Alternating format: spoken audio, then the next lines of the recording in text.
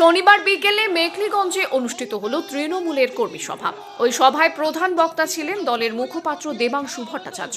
তিনি ছাড়াও হাজির ছিলেন মেখলিগঞ্জের বিধায়ক পরেশচন্দ্র অধিকারী, উত্তরবঙ্গ রাষ্ট্রীয় পরিবহন নিগমের চেয়ারম্যান পার্থপ্রতিম রায়, উত্তরবঙ্গ উন্নয়ন দপ্তরের ভারপ্রাপ্ত মন্ত্রী উদয়ন গুহ, দলের কোচবিহার জেলা সভাপতি অভিজিৎ দেব ভৌমিক, তৃণমূল যুব কংগ্রেসের কোচবিহার জেলা সভাপতি কমলেশ অধিকারী প্রমুখ। সভায় বক্তব্য রাখতে গিয়ে দলের নেতারা আক্রমণের কেন্দ্রবিন্দু হিসেবে রাজ্যের বিরোধী দলনেতা শুভেন্দু অধিকারীকে বেছে নেন। তাকে মির্জাফর অধিকারী বলেও আখ্যা দেন তৃণমূলের নেতারা। পাশাপাশি রাম মন্দির নির্মাণ ও রামলালার প্রাণ প্রতিষ্ঠা নিয়েও এদিন সুর চড়িয়েছেন শাসক দলের নেতারা। দেবাংশু প্রায় 30 মিনিটের ওপরে ঝাঁঝালো বক্তব্য রাখেন। তিনি অভিযোগ করেন, মেখলিগঞ্জ বিধানসভা এলাকা জলপাইগুড়ি লোকসভা ক্ষেত্রের আওতাধীন। বর্তমানে জলপাইগুড়ির সাংসদ বিজেপির জয়ন্ত রায়। তিনি মেখলিগঞ্জের জন্য একটি টাকাও খরচ করেননি।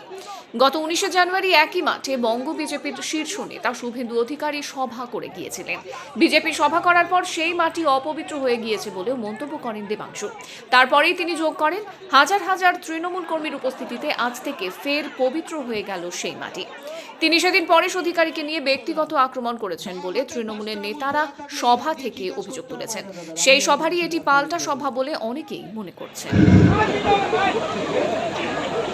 আমি আপনাদের বলছি না, আপনারা নিজেরা বিবেচনা করুন। তাহলে আমি কেন বললাম এই কথা? মায়েরা কেন নিজেকে জিজ্ঞাসা করতে বললাম? পদ্ম ফুলে তো ভোটটা দিলেন, পেলেনটা কি? খুব ভালো করেছিস, কি তাকে ভোট দিয়েছিস?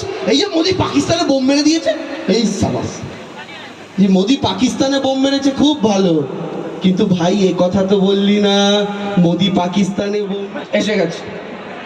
ঠিক আছে দিদি, আপনার কাছে পৌঁছে দেওয়া হচ্ছে। আপনি ওখানে চলে এলো কি করে? উড়ে বাবা, একে দৌড় প্রতিযোগিতা পাঠান,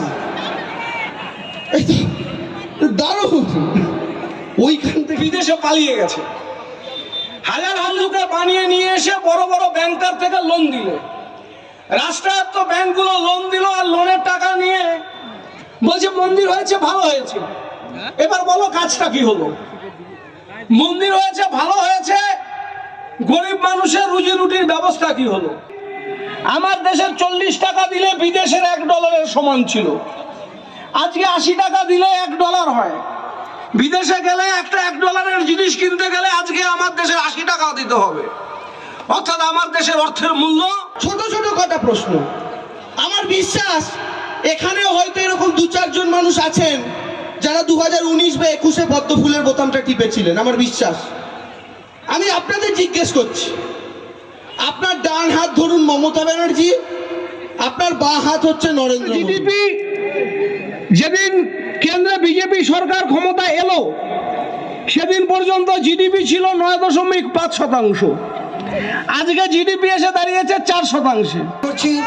আমাদের আজকের এই অনুষ্ঠানে এখনো সেই কথাটির বাস্তব প্রতিচ্ছবি আমরা দেখতে পাই প্রত্যেকটি সকলে প্রিয় মমতা বন্দ্যোপাধ্যায়ের নেতৃত্বে যে কর্মযজ্ঞ